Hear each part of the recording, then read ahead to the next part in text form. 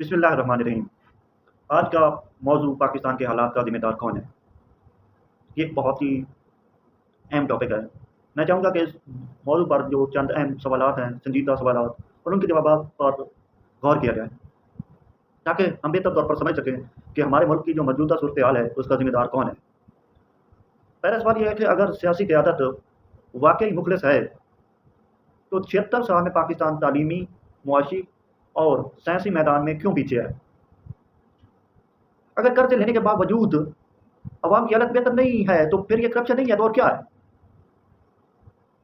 अगर अस्करी और अदालती इदारे सियासी अमल में मदाखलत नहीं कर रहे, तो फिर जमहूरियत में तरक्की हो सकती थी, क्यों नहीं हो रही?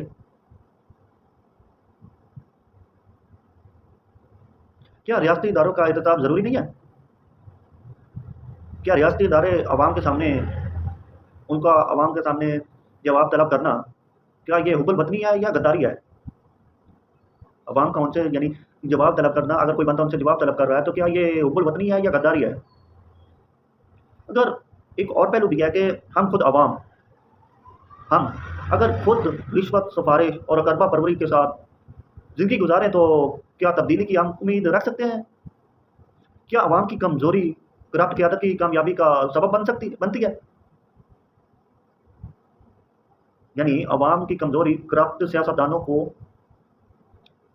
समझते हैं कि ये जो अवाम है, इसको पता है कुछ नहीं, बस वोट लो और अपने फ़ायदे के लिए अपनी जो कुर्सी है उसे इस्तेमाल करो, अवाम के फ़ायदे का सोचो ही ना। ब्यूरोक्रेसी जो सरकारी मामलात में रिश्वत लेती है, वो जो फ़ाइलें पास करने के लिए भी रिश्वत लेते हैं, कोई सरकारी काम हो तो उसके लिए भी रिश्वत लेते हैं, तो वो एक नाकाम निज़ाम की अलामत है। क्या तरक्की की बुनियाद तलाक़ात पर होने की बजाय मेरिट पर नहीं होनी चाहिए थी? क्या मीडिया का काम सिर्फ़ रेटिंग बढ़ाना रह गया है? क्या इससे कौम की इस्लाह में कोई मदद मिल रही है? या सिर्फ़ हम अपने स्पॉन्सर लेने के लिए अपनी रेटिंग बढ़ा रहे हैं, बढ़ा रहे हैं, अवाम जाए भाड़ में, हमने मेन जो है प्रॉब्लम उन पर निगाह ही नहीं रखनी। क्या मीडिया अवाम हुकूमत के मुफ़ादात के ताबे होकर अवामी शऊर को गुमराह नहीं कर रही?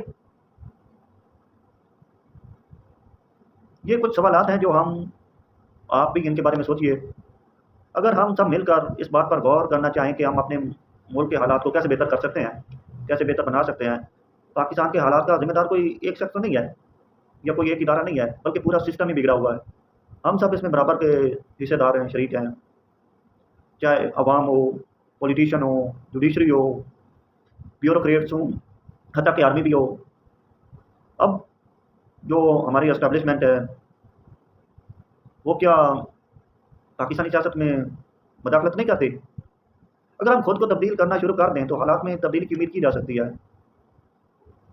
हर बंदा इंडिविजुअली, हर इदारा, हर बंदा अपने आप को तब्दील करे कि हम इस मुल्क की तरक्की के लिए कुछ करना चाहते हैं, तो हम इसकी उम्मीद रख सकते हैं कि पाकिस्तान के हालात बेहतर हो सकते हैं।